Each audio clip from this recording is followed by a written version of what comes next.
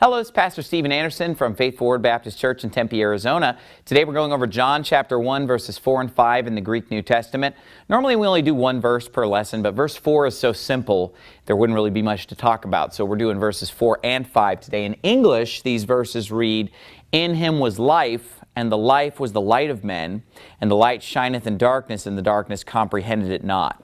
Let's look at it in Greek. "En αυτό ζωήν, και η ζωή ειν το φως των ανθρώπων, και το φως εν τη σκοτία φαίνει, και η σκοτία αυτό ου κατέλαβεν." So let's look at each word of this and explain all the things that are going on here. En αυτό means in him. En is the preposition in, and you'll see that iota subscript, which is of course the telltale sign of the singular dative case. The preposition en in this case takes a dative object, and so en αυτό means in him. This is the personal pronoun him in the singular dative case. En αυτό zoein, life was. In him was life. This is a lot of review. Verse 4 is pretty much review of stuff we've already learned in previous lessons, but zoe means life. Think of zoology. Think of a zoo where living creatures are kept.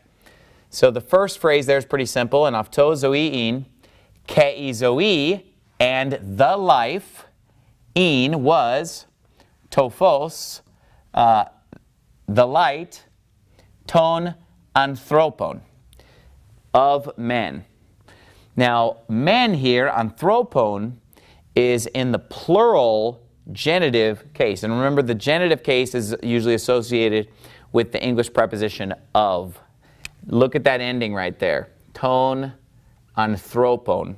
Both the definite article and the noun show signs of being in the plural genitive case. This is why it is so important to memorize that chart, that demonstrative pronoun chart and the definite article chart. Because when you see that definite article, you can know right away what case it's in and whether it's singular or plural. You got to memorize that chart, the o, e, to, tu, tis, tu, to, ti, to, and on and on. So this right here, if we were to just read this part, we'd say to phos ton anthropon.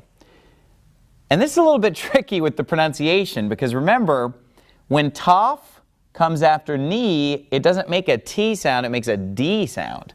And look what we have right here, a ni. So even when the ni is in a different word, you actually end up pronouncing it with the D sound. So the way that this should actually be pronounced is en αυτό ζωήν, και η ζωή ειν το φως των ανθρώπων. Το φως των ανθρώπων. That verse is pretty easy, verse 4. Let's move on to verse 5. In him was life, and the life was the light of men. Okay, verse 5. Και το φως, and the light, and D, remember I'm going to pronounce it D because the toph comes after ni. Και το φως, and the light, and D skotia, in the darkness. Again, notice the telltale iota subscript underneath D and underneath skotia, showing that this is in the singular dative case. And when something is in something, it's going to be dative case. And the skotia, in the darkness, and the light, in the darkness, pheni, shines, shineth. The light shines in the darkness, and the light shineth in the darkness. Okay. Now the word pheni, in the dictionary, you're always going to find verbs in their first person singular active indicative form. And so the dictionary form of this word is going to be pheno, all right? Which would mean I shine, or I appear, or I am seen, I show. So the word pheno means show, appear, shine, and of course this is the third person singular form. Pheno would be I shine, pheni is he, she, or it shines. In this case, the light shineth in the darkness. Now, A quick, easy way to remember the word pheny is to think of our English word phenomenon. And our English word phenomenon comes from pheny, because a phenomenon is something that is seen or something that is observed. And pheny means to be seen, to shine, to appear, to sight. So we've got that phrase covered, ketophos, and the light, and diskotia, in the darkness, shineth, pheny. Let's look at the last phrase now. Keiskotia, and the darkness, afto u katelaven. Okay, afto is again the personal pronoun, just like afto up here, just like aftu in verse 3.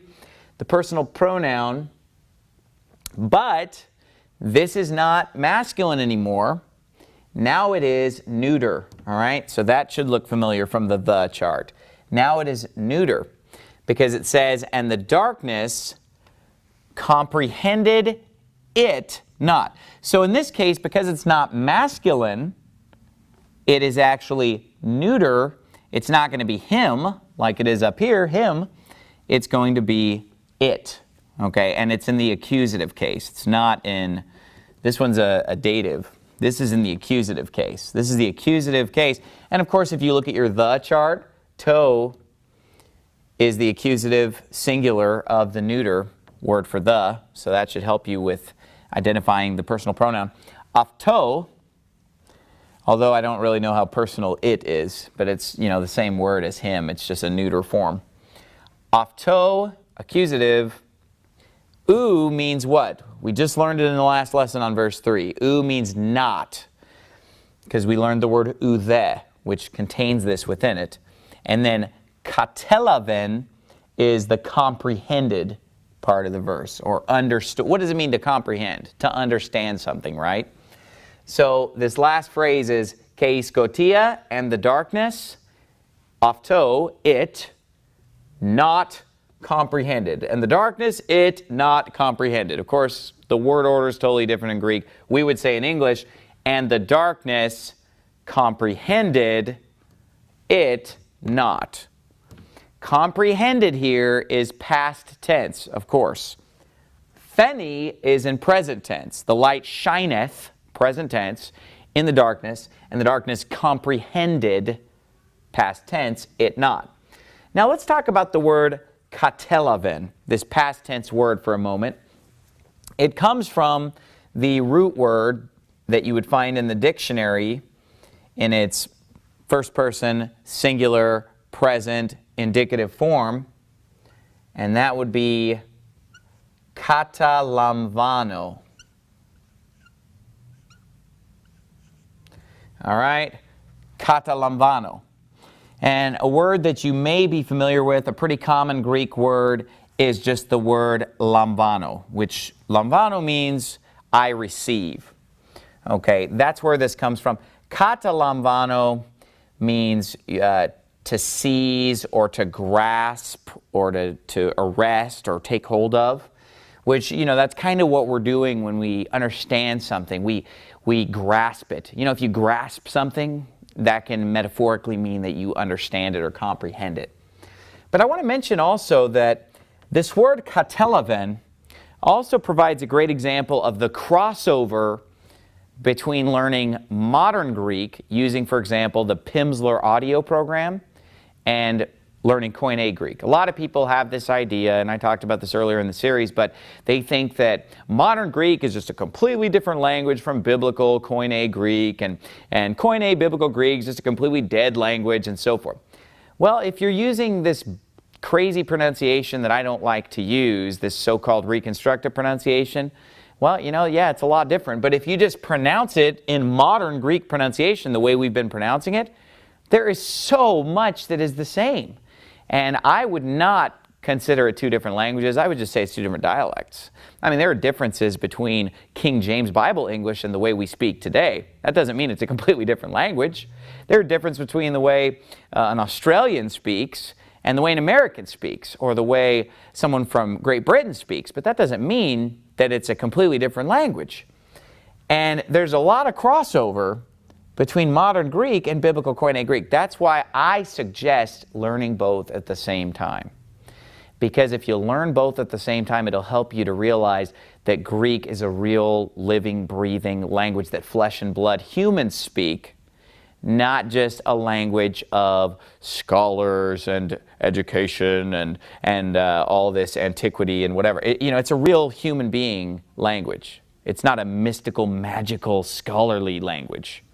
This is a language that people actually spoke and continue to speak in the country of Greece, where I believe, 15 million people reside or something like that. So this provides a great example of crossover, because if you're doing the Pimsleur audio program, which I think is an excellent program for learning any language, but it's especially great on the Greek lessons. If you're doing the Pimsleur audio, this word is really similar to what you learn in Lesson 1. And in Lesson 1 of the Pimsleur audio, you start out by talking about, I can understand Greek, or I can understand English, or asking someone, excuse me, do you understand Greek? Signomi, katalavenete elinika? Excuse me, do you speak Greek? And you learn how to say, I understand Greek, katalaveno elinika. Or you can say, katalaveno ligo elinika, I understand a little Greek. Or katalaveno elinika polikala, very well, I understand Greek very well. Or katalaveno anglika polikala, I understand English very well. So you'll notice that those words that you learn in that Pimsleur course, Lesson 1, of I understand and you understand, katalaveno and katalavenete, are really similar to this past tense, understood. The darkness understood it not, because remember in the King James it says the darkness comprehended it not. Comprehend and understand are two words that mean the same thing. So katelaven is really similar to katalaveno and katalavenete. So that's just another great example of how listening to those Pimsleur courses can help you understand New Testament Greek when you read it. So next lesson we'll do verse 6.